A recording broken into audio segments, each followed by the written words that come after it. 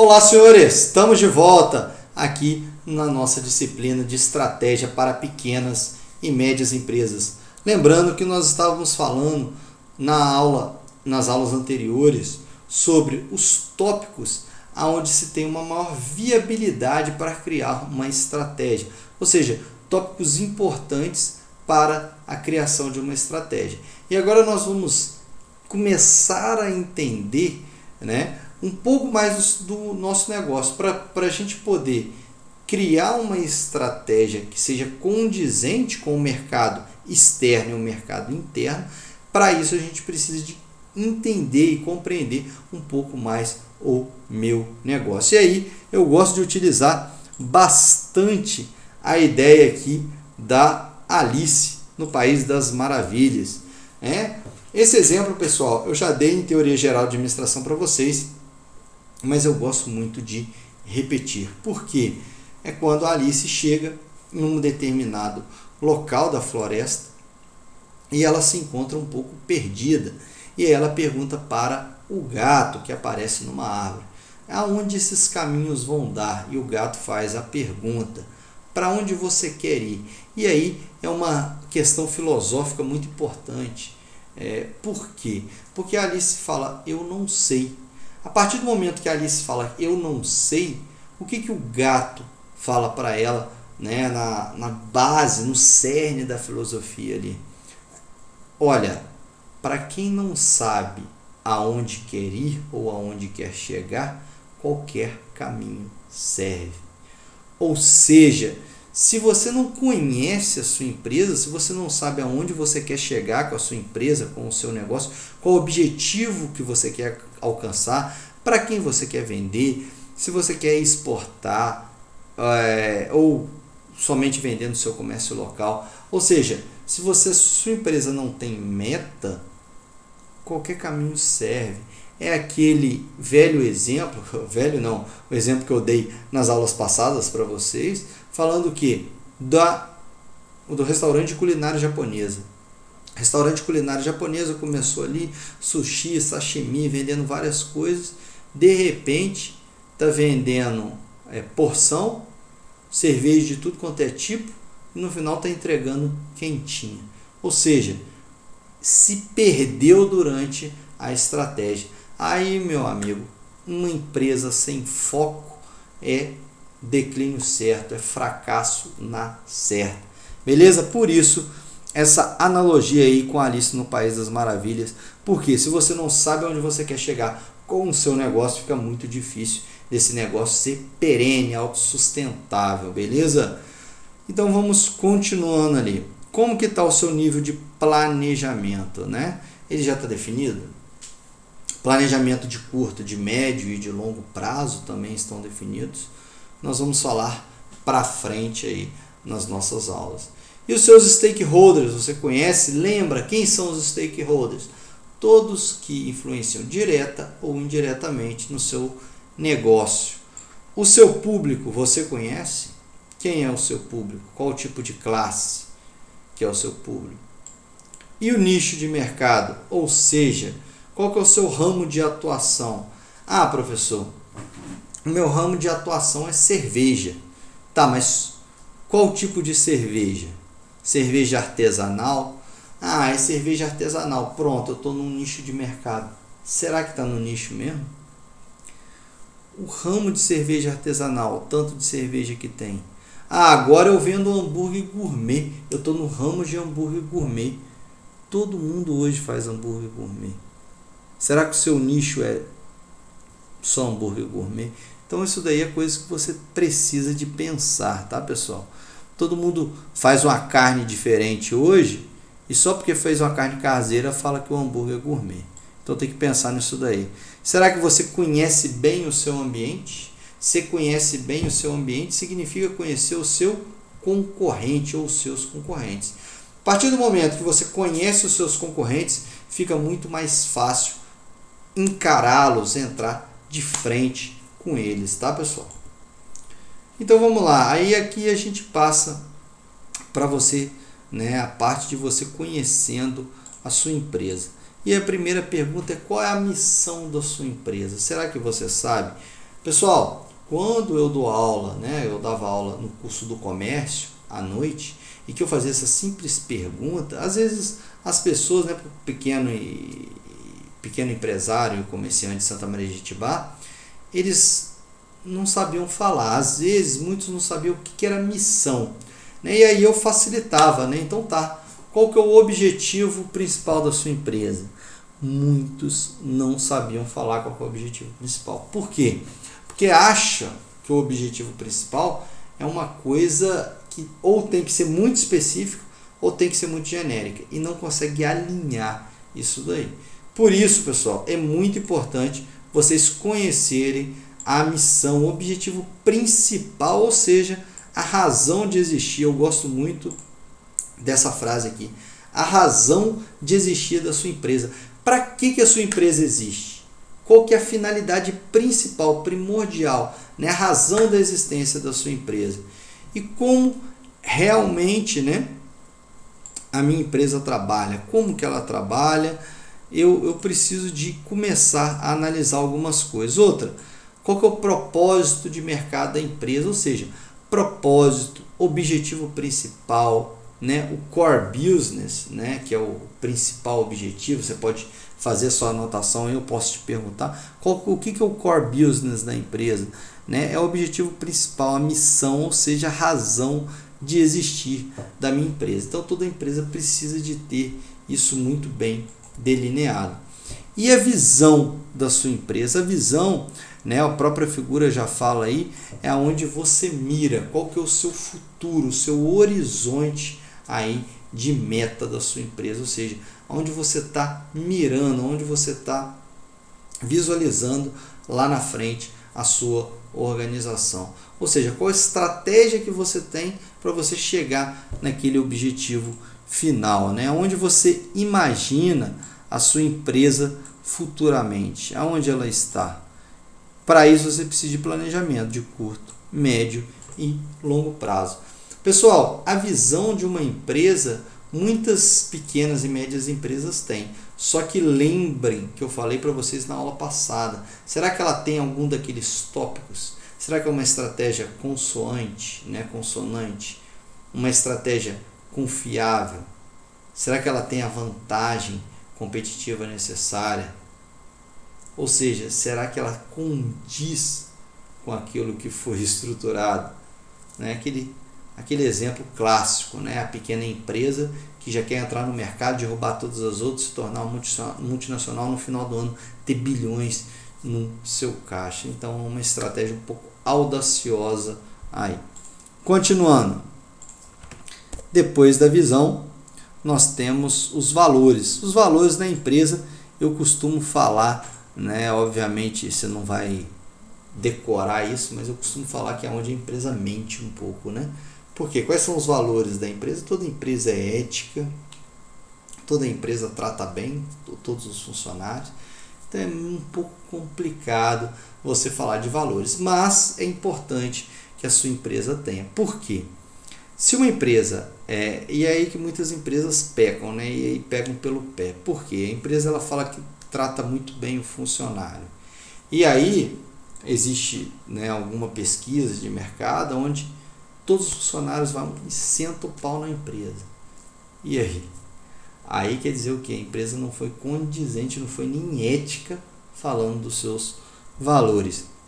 Então é muito importante a empresa tomar cuidado na hora de construir missão, visão e valores da organização. Hein? Beleza?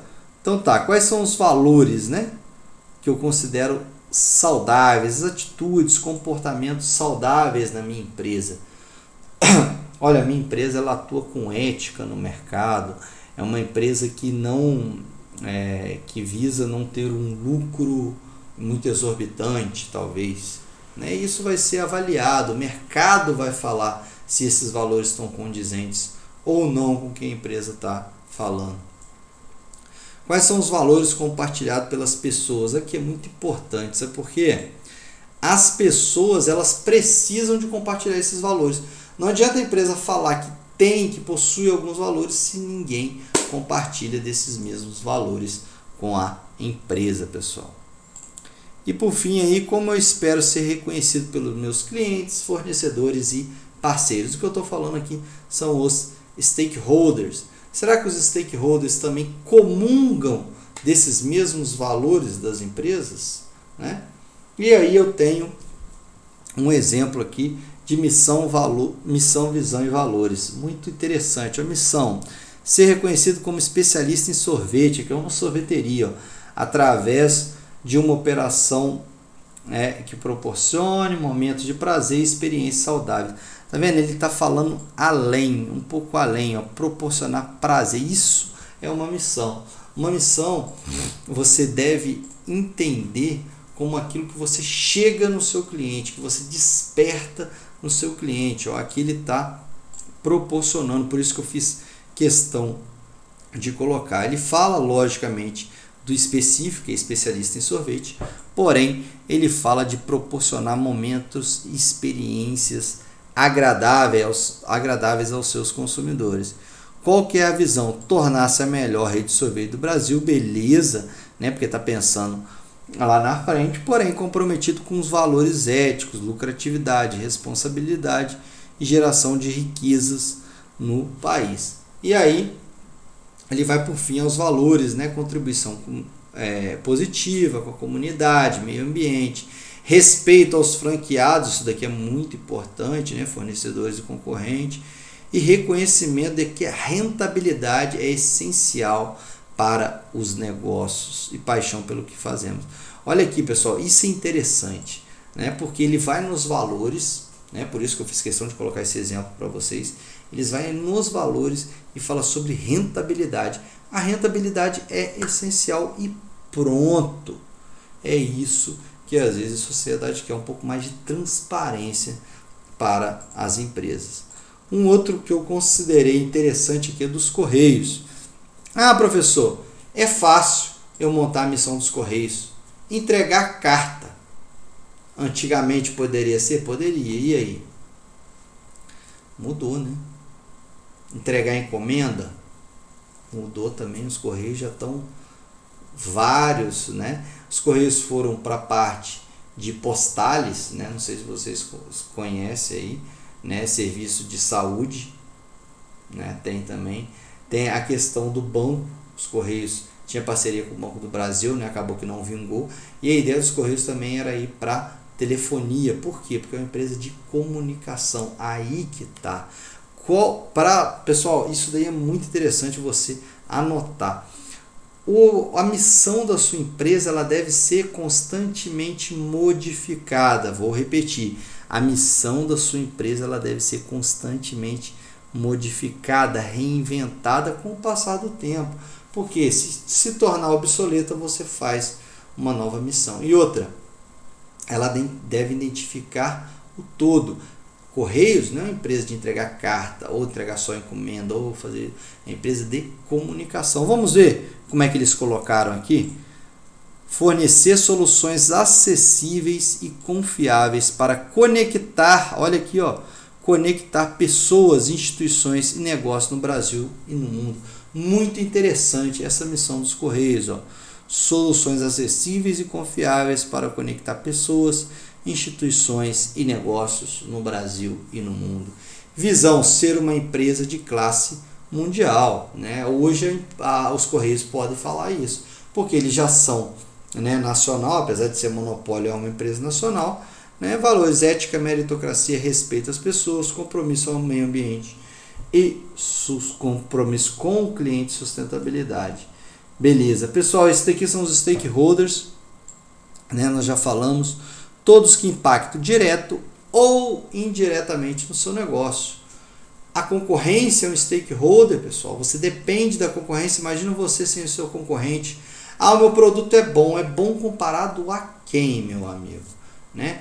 Comunidade, a mão de obra, né? Seus funcionários, clientes, sindicato, sistema financeiro, fornecedor, tecnologia, né? Tecnologia, querendo ou não, também é o seu parceiro, e os seus consumidores.